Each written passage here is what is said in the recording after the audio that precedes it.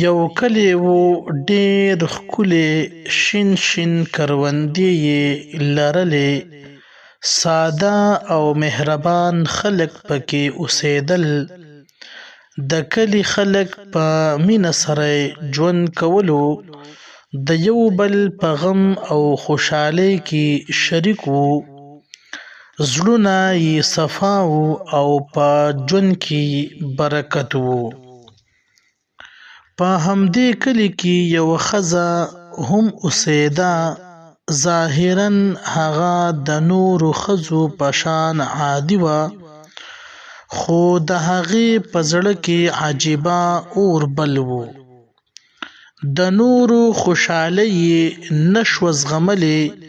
که د چا په کور کې خوشحالي راتله، نو هغه به په زړه کې سوځېده. که د چا اولاد کامیاب شو، نو هغې ته به تکلیف و. که د چا ښه رشته به وشوه، نو د هغې زړه به له بغضه ډک شو. ورو ورو حسد د هغې زړه وخوړو او بیا شیطان هغې ته بله لار وښودله. هغې پټه پټه د داسې خلکو سره تګ راتګ شروع کړو چې جادو ټونې یې کول. کله به هدیرې ته لاړه او تعویضونه به یې ښخول.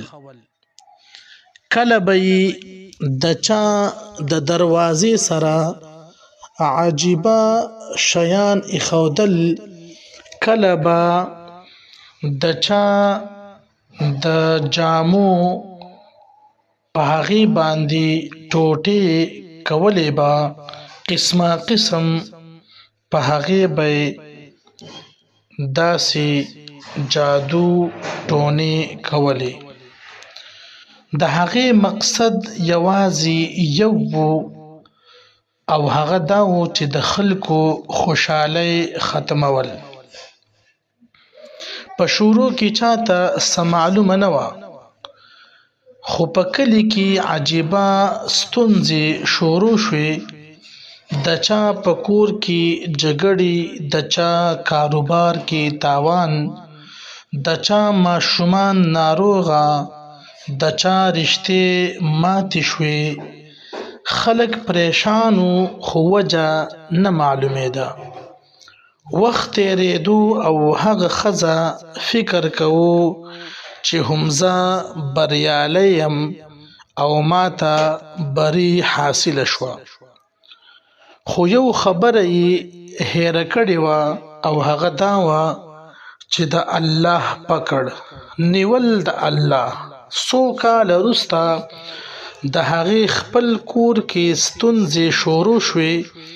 د هغې خاوند به همیشه ناروغ و، اولاد نافرمانه شو، د کور سکون یې ختم شو.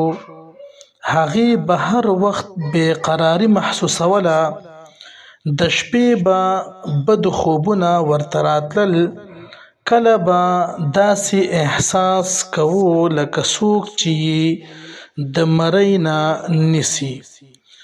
کله به سیوری لیدو او د هغې نه به یریدل. هغې ډېر علاجونه وکړل، ډېر خلکو ته لاړه، خو سکون یې پیدا نه کړو. اخر چا ورته مشوره ورکړه چې ته د عمرې دپاره بیت الله ته لاړه شه. شاید د الله کور ته تلل به تا ته سکون درکړي. هغه خوشحاله شوه او فکر یې وکړو چې شاید همدا د دې حل وي. هغې د عمرې د سفر تیاري شروع کړه او په سفر باندې روانه شوه. او په زړه کې دا ویل چې هیله به اوس هر څه سم شي. کله چې هغه مکه مکرمه ته ورسېده او حرم شریف ته داخله شوه، نو د هغې سره عجیبه پیښه وشوه. خلکو جړل، دعاګانې کولې او د هغوی مخې ته خانه کعبه موجود و، خو هغې ته هیڅ نه ښکارېدل. هغه یو طرف ته کتل بل طرف ته کتل. خلکو به ورته ویل همدغه مخامخ خانه کعبه ده، خو د هغې سترګو ته یوازې خالي ځای ښکارېدو او خانه کعبه ورته الله په نظر ښکاره نه کړه. هغه وېرېدله، بیا یې سترګې ومږلې خو کعبه نه ښکارېده. همهغه وخت هغې ته خپل ټول اعمال یاد شول، د خلکو کورونه ورانول، د رشتو ترمنځ نفرت اچول، د جادو له لارې تکلیف ورکول. د هغې په زړه کې یو اواز راغی، تا زما د بندګانو زړونه تیاره کړل، نن ما ستا له سترګو خپل کور پټ کړو. هغه هلته کېناسته او په ژړا شوه، چغې یې وهلې او توبه یې کوله، خو د زړه بوج یې کم نه شو. کله چې له عمرې راستونه شوه نو ناروغه شوه او بیماري پې راغله. عجیبه تکلیفونه ورته شروع شول، کله به په بدن کې سوځېدل شروع شو، کله به د هغې ساه بندېدل شروع شو، کله به پې بېهوشي راتلل. ډاکټرانو ته څه نه معلومېدل. آخر یوه شپه د هغې حالت ډېر خراب شو. هغې چغې وهلې داسې لکه څوک یې چې کش کوي، او همهغه حالت کې دا مړه شوه. کله چې د کلي خلکو د هغې د ژوند رازونه واورېدل نو ټول وېرېدل. خلکو ته معلومه شوه چې حسد، بغض او جادو یوازې نور نه بلکې انسان خپله هم تباه کوي. د دې قصې دا سبق ډېر واضح دی، د چا کور ورانوونکی کله هم آباد نه پاتې کېږي، د چا تکلیف ورکوونکو سکون نه مومي، او د الله بندګان جړونکي د الله رحمت نه لرې کېږي.